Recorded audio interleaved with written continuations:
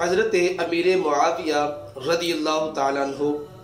نبی پاک صلی اللہ علیہ وآلہ وسلم کے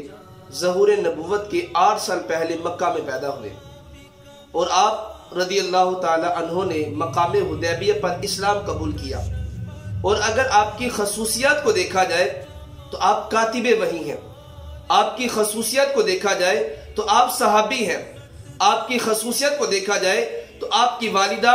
حضرت ہند رضی اللہ تعالی عنہ یہ صحابیہ ہے، آپ کی خصوصیت کو دیکھا جائے تو آپ کے والد حضرت ابو سفیان رضی اللہ تعالی عنہ یہ بھی صحابی ہیں،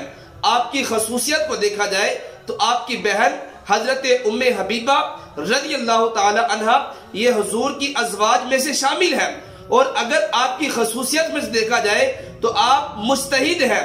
آپ فقیہ ہیں، آپ کی خصوصیات کو دیکھا جائے تو آپ کا نسبی رشتہ حضور سے جا کے ملتا ہے، آپ کی خصوصیات کو دیکھا جائے تو آپ کا سسرالی رشتہ یہ بھی نبی پاک صلی اللہ علیہ وآلہ وسلم سے جا کے ملتا ہے۔ اور آپ کے متعلق مثنوی شریف میں لکھا ہے، فرمایا کہ حضرت امیر معاویہ رضی اللہ تعالیٰ عنہ تمام مومنوں کے ماموں لگتے ہیں، اور میرے آقا علیہ السلام نے ارشاد فرمایا کہ جو میرے رازدار ہیں ان میں سے ایک کا نام حضرت امیر معاویہ رضی اللہ تعالی عنہ ہے، جس نے ان سے محبت کی وہ نجات پا گیا، اور جس نے ان سے بغض رکھا وہ ہلاک ہو گیا۔ اور آپ کو حضرت علی رضی اللہ تعالی عنہ سے ایسی محبت تھی کہ جب بھی آپ کے پاس حاضرین آتے تو آپ ان کو فرماتے، یار حضرت علی رضی اللہ تعالیٰ عنہ کی شان میں کوئی شعر کہو، جو شعر کہے گا میں ہر شعر کے بدلے